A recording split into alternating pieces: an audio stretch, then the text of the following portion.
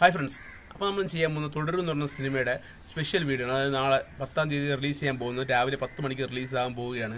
ഈ സിനിമയുടെ release time 10 മണി എന്ന് പറയുന്നത് വച്ചത് തന്നെ അവർ സമയമൊക്കെ നോക്കിയിട്ടാണ് വച്ചിരിക്കുന്നത്. കാരണം നല്ല സമയം നോക്കിയാണ് സിനിമ റിലീസ് ചെയ്യുന്നത്. കാരണം തരുൺമൂർത്തി എന്ന് പറയുമ്പോൾ നമുക്ക് അറിയാം, പുള്ളിക്ക് സമയത്തിലും അങ്ങനത്തെ കാര്യത്തിൽ കുറച്ചൊക്കെ വിശ്വാസമുള്ള കൂട്ടത്തിലാണ്. അപ്പോൾ അതുകൊണ്ട് തന്നെ പുള്ളി സമയവും ബാക്കിയുള്ള കാര്യങ്ങളൊക്കെ നോക്കിയിട്ടാണ് 10 മണി എന്നുള്ളൊരു റിലീസ് ടൈം വെച്ചത്. ഇവർക്ക് 9 മണിന്ന് വയ്ക്കുന്നുണ്ടായിരുന്നു, 10 മണിന്ന് വയ്ക്കുന്നുണ്ടായിരുന്നു. പക്ഷെ അവർ സമയമൊക്കെ നോക്കിയപ്പോഴത്തേക്ക് 10 മണിയാണ് ഈ സിനിമയ്ക്ക് മികച്ച സമയമെന്ന് അവർക്ക് എങ്ങനെയാണ് അവർ മനസ്സിലാക്കി. എങ്ങനെ മനസ്സിലാക്കി എന്നുള്ളത് അറിയാമല്ലോ, ഒരു വിശ്വാസി എങ്ങനെയാണ് മനസ്സിലാക്കുന്നത് അതുപോലുള്ള രീതിയിൽ തന്നെ അവർ മനസ്സിലാക്കി കഴിഞ്ഞു. അങ്ങനെ 10 മണി എന്ന് പറയുന്നത്, 10 എന്ന് പറയുന്നത് ഇവരുടെ ലക്കി നമ്പർ പോലെയാണ് ഈ തുടരും എന്ന് പറഞ്ഞ സിനിമയുടെ ടീം സെലക്ട് ചെയ്തിരുന്നത്. കാരണം 10-ാം തീയതിയാണ് 10 മണിക്കാണ് ഇന്നലെ ബുക്കിംഗ് ആരംഭിച്ചത്. നാളെ 10 മണിക്കാണ് ഷോ ആരംഭിക്കുന്നത്. അപ്പം 10 എന്ന് പറയുന്ന നമ്പറാണ് ഇവർ കൂടുതലായിട്ട് സെലക്ട് ചെയ്തിരിക്കുന്നത്. അത് ഈ സിനിമയുമായിട്ട് റിലേറ്റ് ചെയ്ത് എന്തെങ്കിലും ബന്ധമുണ്ടോ എന്നുള്ള കാര്യത്തിന് സംശയമുണ്ട്. കാരണം ഇതൊരു ഡയറക്ടോറിയൽ ബ്രില്യൻസ് ആണോ എന്നുള്ള കാര്യം പോലും നമുക്ക് സംശയിക്കേണ്ടിയിരിക്കുന്നു.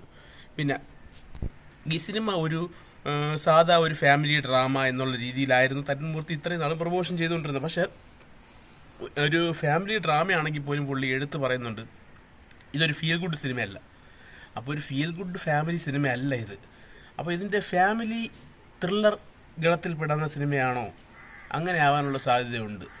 എന്നാൽ അതിനകത്ത് റിവെഞ്ച് എന്ന് പറയുന്ന ഒരു പോർഷൻ കൂടെ ആ സിനിമയ്ക്കകത്ത് വരൂലേ എന്നുള്ള കാര്യത്തിൽ ഇപ്പം എന്താ ഈ ഒരു പോസ്റ്ററൊക്കെ നമുക്ക് കാണുമ്പോഴത്തേക്കും നമുക്ക് തോന്നുകയാണ്. ഇപ്പോൾ മോഹൻലാൽ മറ്റേ നമ്മുടെ വൈപ്പ് റേഞ്ചൊക്കെ കയ്യിൽ പിടിച്ചുകൊണ്ട് നിൽക്കുന്ന ഒരു പോസ്റ്റർ വെളി വന്നു.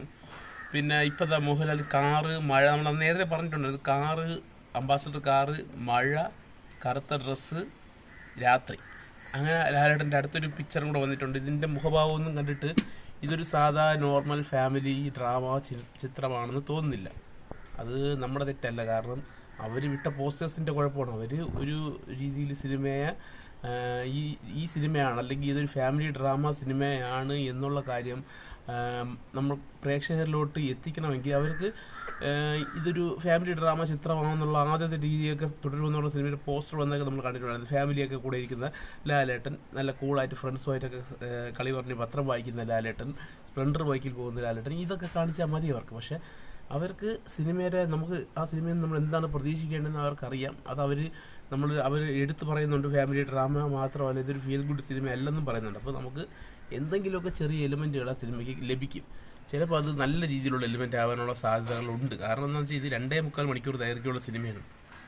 ഒരു 2 മണിക്കൂർ 20 മിനിറ്റുള്ള സിനിമയാണെങ്കിൽ പോലും നമുക്ക് പറയാം, ചിലപ്പോൾ ഒരു അവസാനത്തെ ഒരു 20 മിനിറ്റിലായിരിക്കും നമുക്ക് എന്തെങ്കിലും നല്ല കിടിലായിട്ടുള്ള ത്രില്ലിംഗ് മൊമെൻറ്റ്സ് ലഭിക്കാൻ പോകുന്നത്. പക്ഷേ ഇത് 2.25 മണിക്കൂറുണ്ട്. എങ്ങനെ പോയാലും ഈ സിനിമ ഒരു 1.5 മണിക്കൂർ ഹാഫ് ഇൻ്റർവെല്ല് പഞ്ചോടുകൂടി ഈ സിനിമയിലെ ഫാമിലി ഡ്രാമ എന്ന് പറയുന്ന ആ ജേണർ മാറി അടുത്ത് വേറൊരു ലെവലിലോട്ടെത്തും. അത് റിവഞ്ചാണോ അതോ സൈക്കോളജിക്കൽ റിവഞ്ചാണോ ത്രില്ലറാണോ എന്നുള്ള കാര്യമൊക്കെ സംശയത്തിലാണ്. പക്ഷെ എന്തായാലും ഞാൻ ഉറപ്പിച്ച് പറയാം, ഇൻ്റർവെല്ലിന് ശേഷം പിന്നെ തിയേറ്ററിലൊരു പൊടി പൂരമായിരിക്കും എന്നുള്ള കാര്യത്തിൽ യാതൊരു സംശയവുമില്ല. അപ്പം നമുക്ക് എല്ലാവർക്കും കാത്തിരിക്കാം തുടരും എന്ന് പറഞ്ഞ സിനിമയ്ക്ക് വേണ്ടി. നമുക്ക് ഈ സിനിമയെ എങ്ങനെയെങ്കിലും വിജയിപ്പിച്ചിട്ടുണ്ട്. കാരണം എനിക്ക് ഈ സിനിമ നല്ല രീതിയിൽ വിജയിക്കണമെന്ന് ആഗ്രഹമുണ്ട്. എനിക്ക് ഈ സിനിമയ്ക്ക് നല്ല റിവ്യൂ പറയണമെന്ന് ആഗ്രഹമുണ്ട്. കാരണം എല്ലാവരും പറഞ്ഞിരിക്കുന്ന പോലെ എനിക്കൊരു ബ്രാൻഡ് അടിച്ച് തന്നിട്ടുണ്ട്. ഞാൻ മമ്മൂട്ടി ഫാൻ ആയതുകൊണ്ട് മോഹൻലാൽ സിനിമകളെ ഒരു താഴ്ത്തിക്കെട്ടേ കാണുള്ളൂ. സിനിമ കണ്ടിട്ട് ഇഷ്ടപ്പെട്ടില്ലെങ്കിൽ, അല്ലെങ്കിൽ ഇഷ്ടപ്പെട്ട് കഴിഞ്ഞാലും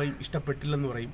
അതൊക്കെ എനിക്ക് തിരുത്തണം. ഞാൻ ഈ സിനിമയ്ക്ക് എന്തായാലും പോസിറ്റീവ് റിവ്യൂവേ കൊടുക്കുള്ളൂ എന്നുള്ള കാര്യത്തിൽ തീരുമാനം എടുത്തിട്ട് തന്നെയാണ് ഞാൻ ഈ സിനിമ കാണാൻ പോകുന്നത്. അതുകൊണ്ട് തന്നെ അത് മാത്രമല്ല, ഈ സിനിമയുടെ കഥയും ബാക്കിയുള്ള ഈ സിനിമയുടെ കഥ എന്താണെന്നുള്ള കാര്യം എനിക്ക് വ്യക്തമായിട്ട് അറിയാം. പക്ഷെ അത് അവരെങ്ങനെ എടുത്തിരിക്കുന്നു എന്നുള്ള രീതിയിലൊരു സംശയമുണ്ട്.